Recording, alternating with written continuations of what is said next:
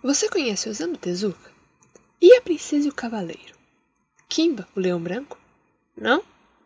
Bem, com certeza você já deve ter pelo menos ouvido falar em Astro Boy. Chamado por muitos de o deus dos mangás, Osamu Tezuka não só é o criador dessas famosas obras, como é o maior responsável pelo que é o mangá nos dias de hoje. Não que ele seja o criador dos mangás, porém, tanto seu estilo de desenho e narrativa, quanto diversos outros fatores presentes em suas obras, serviram e servem até hoje como inspiração para diversos mangakas. Nascido em Osaka, Japão, no dia 3 de novembro de 1928, Osamu Tezuka foi um autor de mangá e criador de muitas das primeiras animações japonesas. Ele desenhou diversas páginas de mangás para todas as faixas etárias, e passando por quase todos os estilos e gêneros, sendo também responsável por muitos desses. Inspirado por animações de Walt Disney e Max Fleischer, responsável pelas animações de Betty Boop, Popeye e Super-Homem, Tezuka já desenhava desde pequeno, criando seus primeiros rascunhos baseados em amigos e parentes. Nesta época, ele já era tão produtivo que sua mãe muitas vezes era obrigada a apagar e reutilizar vários de seus cadernos só para dar conta da demanda. Toda essa prática em desenho veio muito em conta durante seus anos de escola primária. Como não era uma criança naturalmente atlética, no início foi muito provocado por seus colegas. Porém, sua habilidade natural de contar histórias e seus mangás amadores logo o fizeram bastante popular. Felizmente, seu talento era muito apoiado por seus pais, mesmo numa época em que desenhar mangá era algo visto como perda de tempo. Tezuka possuía uma grande paixão por insetos, tanto que chegou até a criar o pseudônimo Osamushi, inserindo o caráter de inseto, Mushi, a seu próprio nome. Mushi também se tornou o nome de seu primeiro estúdio próprio, a Mushi Production. Durante a Segunda Guerra Mundial, Tezuka, agora com 16 anos, trabalhou em uma fábrica militar.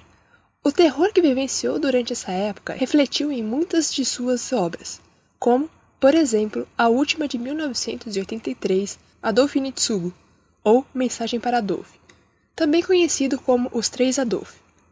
Aos 17 anos, Osamu entrou na Universidade de Medicina, mas, embora tenha se formado, ele nunca exerceu sua profissão, dedicando-se assim apenas à sua paixão por mangás. Foi nessa época que Osamu Tezuka teve sua estreia com a tira de jornal Machan no Nikicho, ou O Diário de Machan. Porém, foi com a obra seguinte, o mangá Shin Takarajima, ou Nova Ilha do Tesouro, que Tezuka começou a ganhar fama. Com o passar do tempo, começou a desenvolver seu próprio estilo. Personagens com olhos grandes, traços leves, membros grandes. As mulheres eram mais delicadas, olhos mais detalhados e cabelos armados. Esse estilo manteve-se por muitos e muitos anos, sendo que ainda hoje está vivo.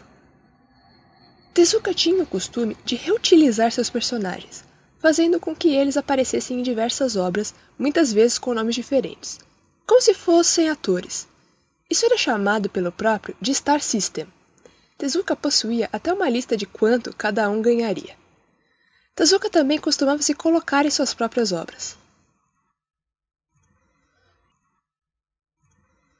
Jangoro Taitei, mais conhecido no ocidente como Kimba, o Leão Branco, uma das mais icônicas criações de Tezuka e sua primeira obra de longa duração.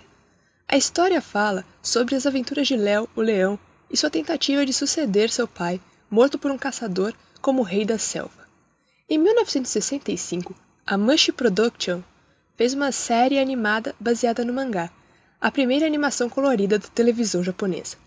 Alguns fãs são de opinião que a história foi plagiada pela Walt Disney Company em 1994, como o Rei Leão. Tetsuya Atom, popularizado mundialmente como Astro Boy e a mais famosa criação de Tezuka. Em 1963, Astro Boy estreia como o primeiro programa comercial animado da televisão japonesa e gerou a primeira mania de anime no Japão. No Brasil, somente a versão de 2003 foi exibida. Diversas outras séries de Astro Boy têm sido feitas desde então. Ribbon no Kishi, ou A Princesa e o Cavaleiro. As desventuras da Princesa Safire, que precisa fingir ser um homem porque o trono da Terra de Prata só pode ser ocupada por homens.